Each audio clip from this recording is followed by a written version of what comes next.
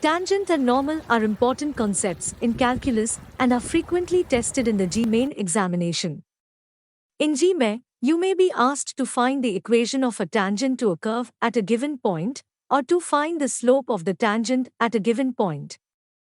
In JEE, you may be asked to find the equation of a normal to a curve at a given point, or to find the slope of the normal at a given point. To solve problems involving tangents and normals, you need to have a good understanding of calculus concepts such as derivatives, slopes, and equations of lines.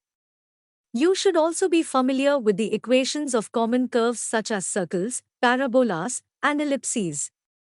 Practice solving problems from JEE main previous year papers and sample papers to improve your understanding of these concepts and to develop problem-solving skills.